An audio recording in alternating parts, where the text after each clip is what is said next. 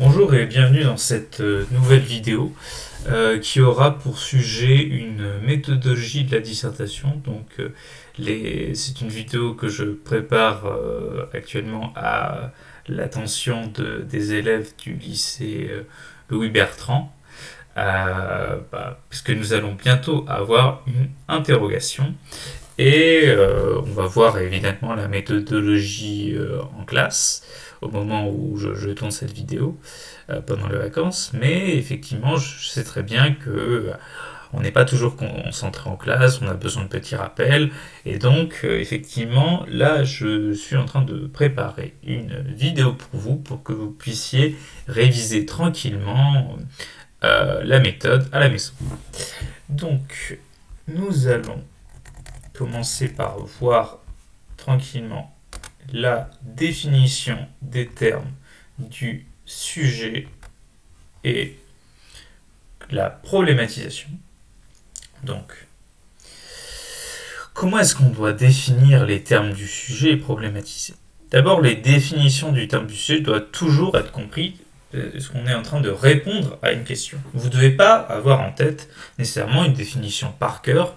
Vous devez comprendre comment la définition mène des termes du sujet mène à une tension conceptuelle à l'intérieur du sujet. Donc là, vous allez commencer y a-t-il des techniques pour être heureux? Vous allez commencer par essayer de comprendre ce que c'est qu'une technique. Et là, il va bien falloir montrer que technique ne se réduit pas à la production d'objets techniques, dans ce cas-là. Une technique. Une technique est un processus constitué d'étapes reproductibles qui permet d'accomplir un objectif. Par exemple, un mode d'emploi qui permet de construire une commande. Vous avez des étapes qui permettent de construire votre commode et n'importe qui suit la méthode, normalement, est censé obtenir ce résultat, la commode. Et ça vaut aussi pour des techniques qui ne sont pas des productions d'artefacts. Il y a évidemment, si vous allez sur Internet, vous allez évidemment tomber sur des techniques de drague. Donc, elle suppose que n'importe qui suit les étapes est censé atteindre le résultat obtenu. Donc là, le résultat, ça peut être une commode ou une conquête. C'est ça les résultats, des exemples de résultats possibles à votre technique. Donc, il y a plusieurs choses qui sont vraiment à retenir. On est censé obtenir un résultat défini et les étapes sont censées être reproductibles. Être heureux, c'est une disposition émotionnelle positive durable. Il semble être une aspiration partagée par tous les hommes. Donc là, vous allez faire une opposition entre le sens commun et la tension conceptuelle que vous allez mettre à jour. C'est cette tension conceptuelle qui donne naissance à la problématisation. Donc là, la question, y a-t-il des techniques pour être heureux? On pourrait tenter de se dire, on pense qu'il y a quelques méthodes intuitivement. Vous allez commencer par faire parler votre sens commun. Oui, on pense que certaines méthodes peuvent nous rendre heureux, adopter une meilleure hygiène de vie peut nous rendre heureux. Plusieurs philosophes ont tenté de donner un ensemble de moyens d'accéder au bonheur, les stoïciens par exemple. Mais s'il existe un processus reproductible pour atteindre cette aspiration à être heureux, une technique pour être heureux à proprement parler, si elle existe vraiment, alors normalement tout le monde devrait se passer le mot. Tout le monde aurait dû entendre parler et atteindre la finalité de cette technique, puisqu'elle est censée être reproductible si c'est une technique. Une technique pour être heureux rend inexplicable l'existence des personnes malheureuses. Donc là, la solution, non, il n'en existe pas, pose problème parce qu'elle contrevient avec notre sens commun qu'il va falloir éclairer, en tout cas, interroger le long de la dissertation. Et la réponse, oui, il y a des techniques pour être heureux, pose problème au vu de la tension conceptuelle qu'on vient d'opérer ensemble. Qu'est-ce qu'une bonne définition? Bon, tout d'abord, on va essayer de voir quelles sont les erreurs possibles lorsqu'on est en train de faire une définition. Et l'une des premières erreurs, c'est les définitions circulaires et de ne pas donner des critères nécessaires et suffisants. Donc, si vous êtes en train de traiter la violence peut-elle être juste? Donc vous allez définir la justice. Et que je dis que la justice, c'est faire ce qui est bien et juste. Là, vous avez une circularité, on n'a pas du tout avancé. Vous avez fait une boucle, parce que normalement, vous êtes censé définir la justice, et là, vous employez juste. Et cette circularité vaut aussi pour les synonymes. Si je dis la justice, c'est faire ce qui est bien, là, vous êtes trop vague, et en plus, on n'a toujours pas avancé, vous avez juste donné un synonyme, et donc... la justice, c'est faire ce qui est bien, et le bien, c'est faire ce qui est juste. Voilà, vous avez une circularité avec le synonyme. Donc, si je dis, là, on va passer au problème de critères nécessaires et suffisants. Si je dis la justice consiste à punir les mauvaises actions. Donc là, c'est pas suffisant parce que la punition doit être proportionnée pour être juste. Une vengeance peut vouloir punir une mauvaise action, mais être totalement disproportionné. Si je coupe le bras d'une personne qui m'a collé une pichenette, alors ce ne sera pas juste parce qu'il n'y aura pas du tout de proportionnalité. Et en plus, ce ne sera pas suffisant parce que pour qu'il y ait justice, il n'y a pas nécessairement besoin de punition, puisqu'il peut exister des récompenses qui soient des récompenses justes. Lorsque un parent donne à son enfant, offre un carré de chocolat parce qu'il a bien travaillé, on peut dire qu'il a été juste, mais là, ici, il n'y a pas eu question de punition, il y a eu une récompense. Une bonne définition ne doit pas restreindre la notion.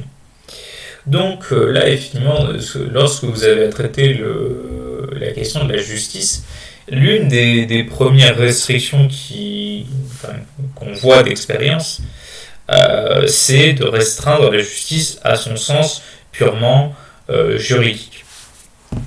Si je dis la justice est une institution qui édicte ce qui est autorisé, ce qui est permis dans une société donnée. Ici, là, il y a une restriction de la justice dans son sens juridique. Il faut que votre définition comprenne également la dimension morale de la définition. Et oui, parce que lorsqu'on parle de justice, on ne parle pas seulement d'action légale ou illégale. On peut dire qu'un parent qui demande à son enfant de présenter ses excuses pour avoir menti est juste. Et là, il n'est pas question d'interdit légal. La loi n'interdit pas de mentir. Et pourtant, on pense qu'il y a eu justice parce que là, on a donné une obligation qui était, qu'on pense, légitime.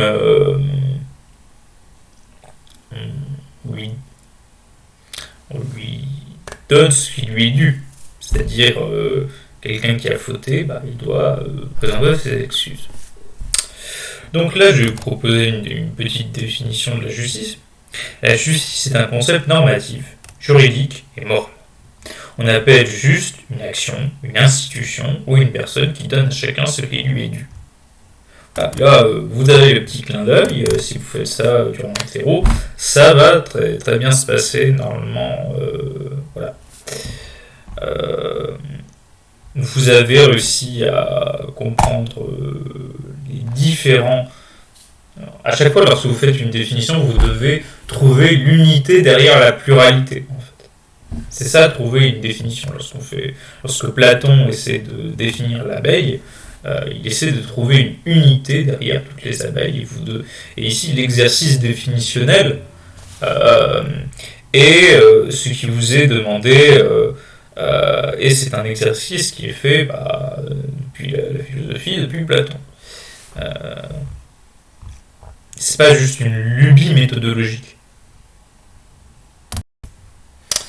Qu'est-ce que la problématique? Commençons par dire ce qu'elle n'est pas. La problématique ne doit pas être une juxtaposition de questions rhétoriques. Elle ne doit pas être un prétexte pour justifier une intuition arbitraire. Pour exemplifier cette erreur qu'on rencontre souvent, lorsqu'on vous demande la violence peut-elle être juste, vous n'avez pas à dire « Ah, mais qu'est-ce que la justice ?» Là, vous êtes en train de tourner autour du pot et vous n'êtes pas en train de répondre à la question. Vous posez une question rhétorique. Si vous dites « Ah, est-ce que toute violence qui se dit juste n'est qu'une vengeance déguisée ?» Alors là, l'intuition que vous posez est intéressante, mais en fait vous avez déjà la réponse en fait à votre question. Et donc ici là, votre question sert plus de prétexte qu'une véritable question. Donc ce que vous devez faire à la place, c'est reformuler la question au regard du travail conceptuel que vous avez fait dans la problématisation. Je rappelle, la problématisation, c'est le moment où vous montrez la tension entre vos définitions et vous mettez aussi la tension entre le sens commun d'un côté, qui vous donne une réponse oui ou non, et là, le résultat décisionnel que vous avez eu, qui vous dit est-ce que c'est possible ou pas. Normalement, vous êtes censé avoir une opposition entre l'hypothèse du sens commun, là, oui, c'est possible d'avoir des techniques pour être heureux, et le travail définitionnel qui vous dit non, il n'y a pas possible, ce n'est pas possible qu'il y ait des techniques pour être heureux. Donc là, c'est le résultat entre la confrontation entre le sens commun et vos définitions qui fait qu'on est obligé de faire une dissertation là-dessus. Ça, c'est la problématisation. Et vient la problématique qui est une reformulation sous forme de question. Vous avez plusieurs possibilités. Vous pouvez reprendre exactement la question, sauf qu'à la place des mots, vous mettez les termes du sujet. Si je dis « y a-t-il des techniques pour être heureux ?» Là, vous allez transformer la question en « y a-t-il un processus reproductible pour accomplir un état émotionnel positif stable qui représente l'objectif de tous les hommes ?» Là, en fait, vous retenez le paradoxe sous la question. Le paradoxe qui est présent dans la question lorsque vous posez la question. Ou alors, vous allez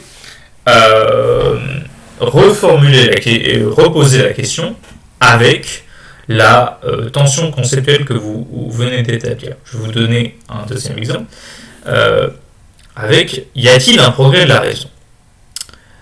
Y a-t-il un progrès de la raison, alors même que le caractère universel de la raison s'oppose avec l'évolution dans le temps du terme progrès? Là, vous avez, normalement, lorsqu'il y a un progrès, il y a une gradation dans le temps, quantitative ou qualitative, qui s'oppose avec la raison qui est censée être une faculté universelle, c'est-à-dire une faculté qui ne change pas. Donc là, normalement, l'idée d'un progrès de la raison semble impossible. Et là, vous, dans votre sens commun, votre tension entre le sens commun et les définitions, vous allez dire, normalement, il est censé avoir des progrès de la raison. On n'est plus en train de dire que c'est Zeus qui balance la foudre sur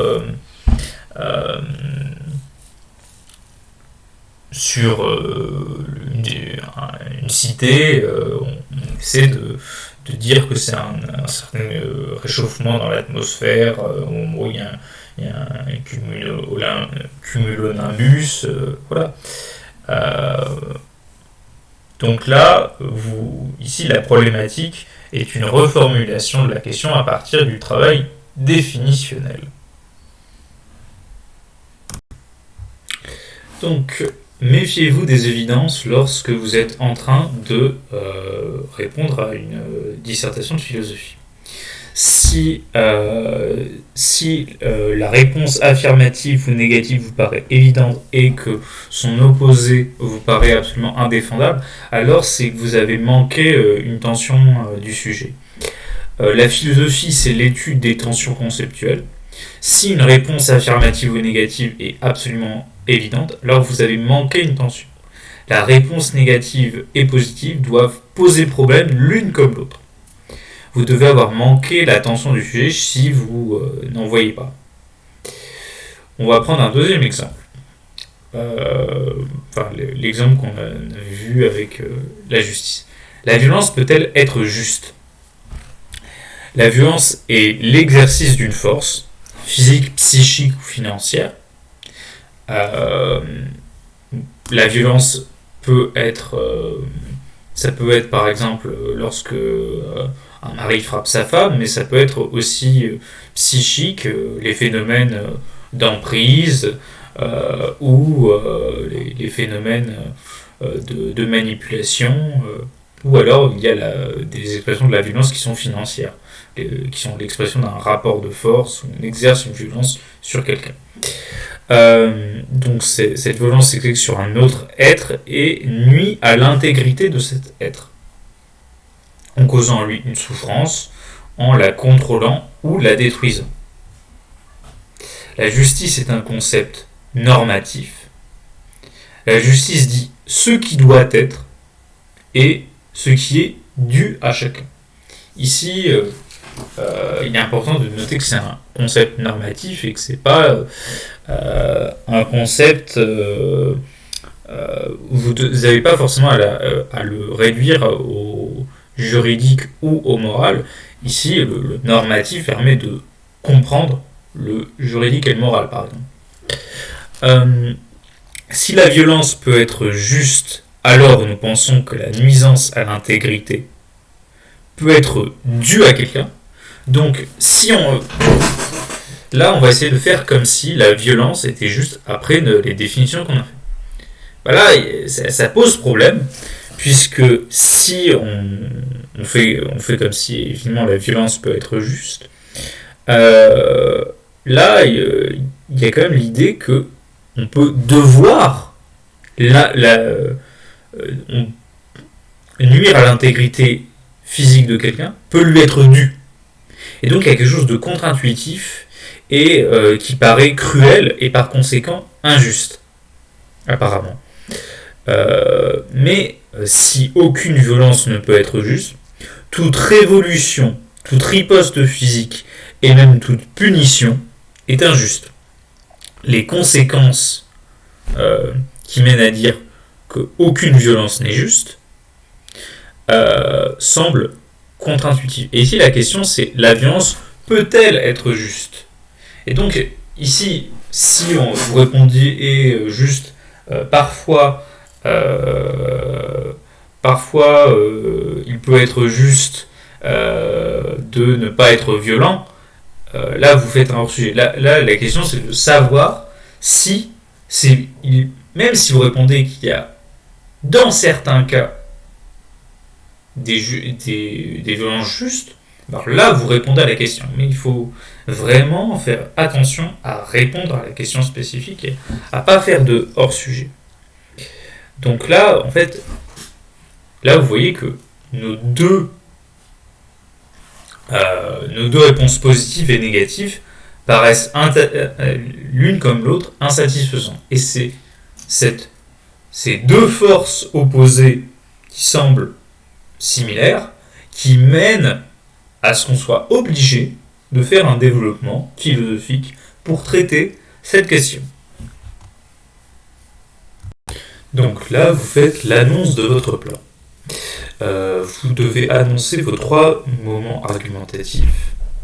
Ces moments argumentatifs doivent prendre au sérieux comment est-ce que vous pourriez défendre l'une et l'autre des hypothèses sans pour autant vous contredire. Et en tout cas, vous devez penser ces hypothèses oui-non lorsque le sujet est une demande de décision, comme par exemple la violence peut-elle être juste, mais si je demandais par exemple en quel sens il peut exister une guerre juste, alors là, on vous demanderait plutôt de préciser dans quelles circonstances une guerre juste serait possible, et on ne vous demande pas si il existe bel et bien une guerre juste. Et dans ce cas-là, on vous demande de préciser, et vous allez essayer de voir plusieurs candidats possibles, et vous allez examiner la pertinence et les faiblesses de chaque candidat. Mais la plupart du temps, on vous demande une demande de décision en terminale. Donc vous ne devez pas vous contredire. Si on vous demande la violence peut-elle être juste, et que vous dites dans un premier temps, nous verrons que la violence ne peut pas être juste, dans un second temps, nous verrons que la violence peut être juste dans certaines circonstances, alors là vous vous contredisez, en plus vous êtes beaucoup trop vague.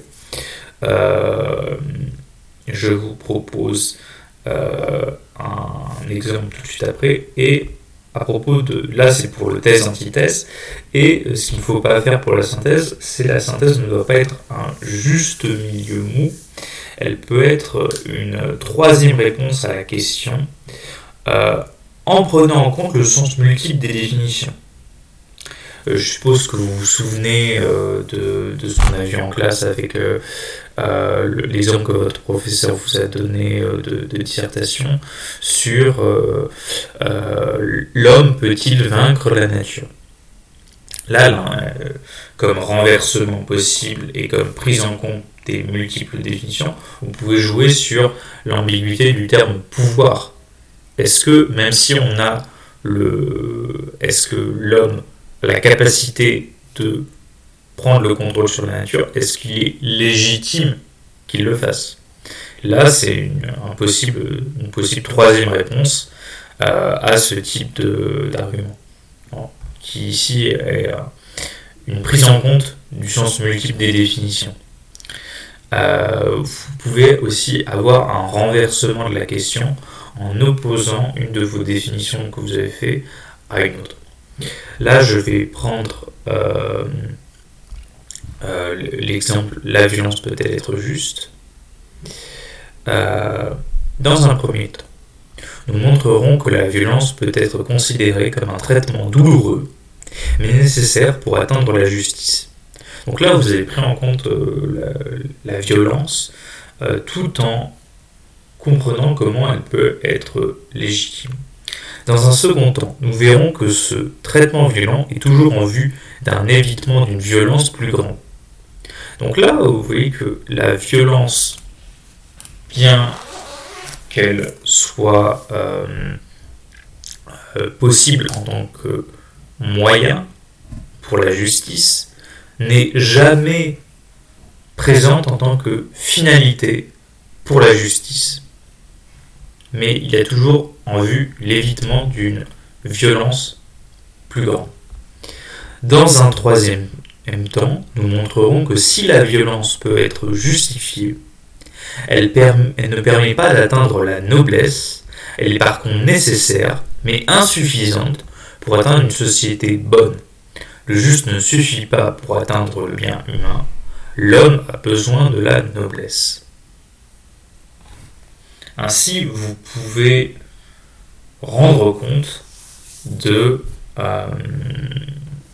là, ici, vous faites un renversement du sujet à partir de la différence entre justice.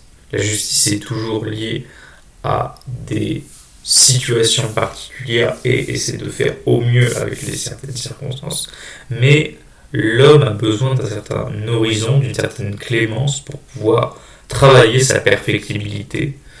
Et donc, là, c'est un possible renversement du sujet, une proposition plus forte en opposant justice et noblesse. Je vais vous restituer un autre exemple, vu qu'on a le temps. Lorsque je vous avais donné, lorsque on a corrigé ensemble, votre professeur vous a donné l'exercice sur l'homme peut-il vaincre la nature. Dans un premier temps, vous dites l'homme peut s'élever au-dessus des bêtes grâce à la culture et à la technique, par exemple. Mais l'homme ne peut pas.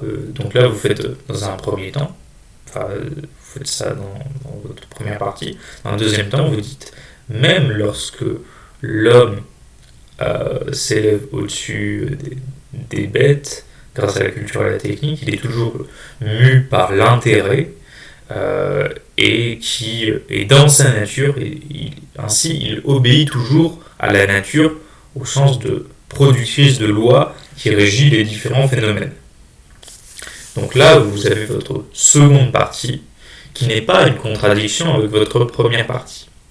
Et dans un troisième temps, vous avez la possibilité de jouer sur l'ambiguïté entre pouvoir au sens de possibilité matérielle et possibilité effective, et de l'autre, la légitimité. Est-ce que l'homme qui essaierait de se séparer de la nature ne serait pas en train de produire une forme d'autodestruction, puisqu'il en est dépendant? Donc là, vous prenez en compte votre raisonnement de votre seconde partie dans votre troisième partie. Qu'est-ce que c'est qu'un raisonnement dialectique? Un raisonnement dialectique suppose un dialogue entre vos arguments et vos différentes sous-parties doivent se répondre l'une à l'autre. Donc, plutôt que d'essayer de multiplier les références, pensez mais qu'est-ce que je vais dire dans ma première partie, ma seconde partie, et de penser première partie A, B, C, partie 2, D, E, F. Pensez plutôt à 2 ou 3, voire 4 références que vous allez mobiliser tout du long de vos parties, que vous allez commenter de manière approfondie. Et comme ça, vous allez avoir un fil conducteur, il va vraiment avoir un raisonnement. Pensez plutôt qu'en termes A, B, C, D, E, F, pensez plutôt partie 1, A, B, C, partie 2, A', B', C'. Et là, effectivement, il y aura un raisonnement qui aura un dialogue à l'intérieur. Le terme dialectique est issu du vocabulaire hegelien. Hegel suppose que le monde, la logique et la nature est traversé par un mouvement singulier. Le terme allemand pour nommer ce mouvement est appelé Aufhebung. Le Aufhebung est à la fois une conservation, une négation et un dépassement. Là, ça va vous paraître très abstrait, mais Hegel le rend très concret avec les exemples du papillon. Le papillon est à la fois une conservation de la chenille, il est toujours une continuité de cette chenille, et à la fois une négation de la chenille, au sens où il n'est plus une chenille, et un dépassement de la chenille, puisqu'il est un stade supérieur. Et vous devez appliquer ce type de mouvement à l'intérieur de votre copie. Eh bien, je vais exemplifier en reprenant cet exemple que nous avons vu maintes et maintes fois. L'homme peut-il vaincre la nature? L'homme peut triompher de la bête par la technique. Il s'élève au-dessus des êtres non artificiels en créant des objets artificiels plus performants et dont il peut se séparer à sa guise selon des situations. L'homme peut choisir d'utiliser un couteau pour égorger un poulet et un arc pour terrasser un mammouth. Aristote, dans les parties des animaux, note que l'homme est libre des outils techniques qu'il utilise, là où l'animal est comme attaché à son armure ou à ses souliers. Cette polyvalence des êtres de culture et de technique les place au-dessus des êtres de nature. C'est dans ce sens que l'homme peut vaincre la nature au sens des êtres non artificiels.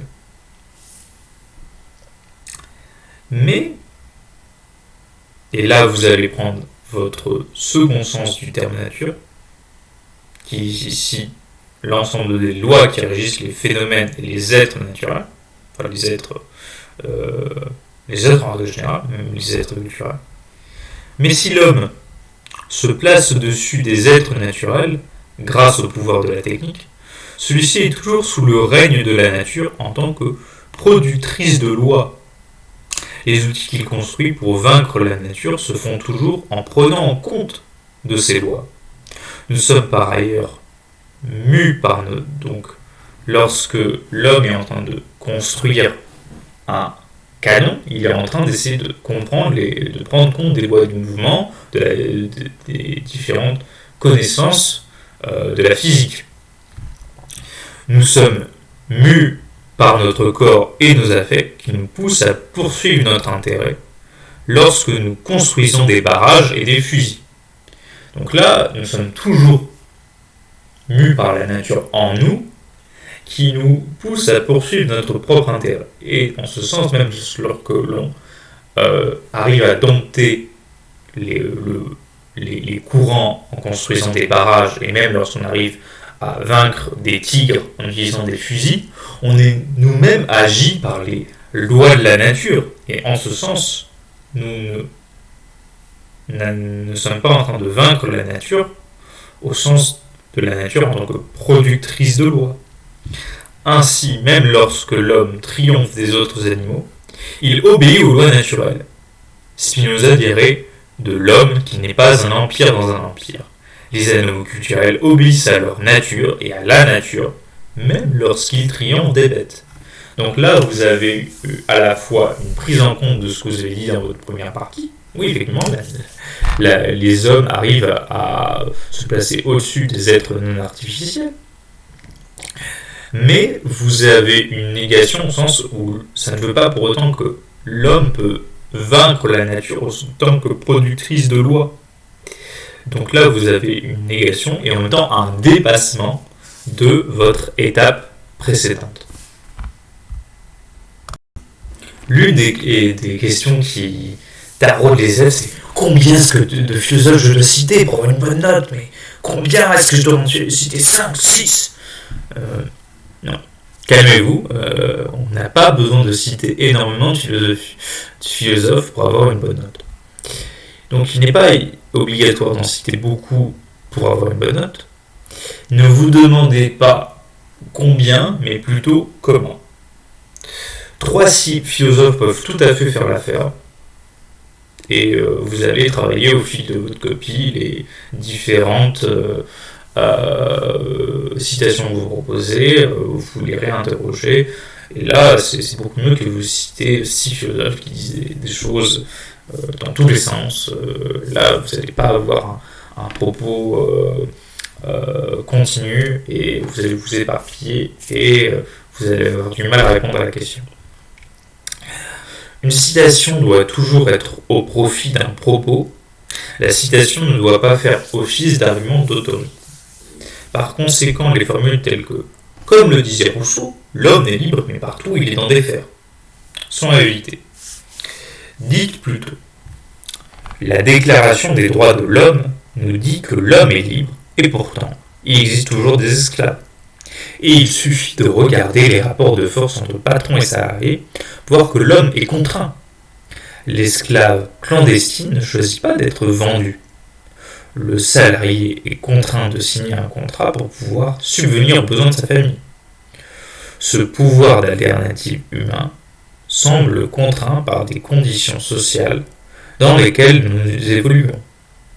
Rousseau formule dans le contrat social cette tension entre une nature humaine libre et une condition humaine contrainte.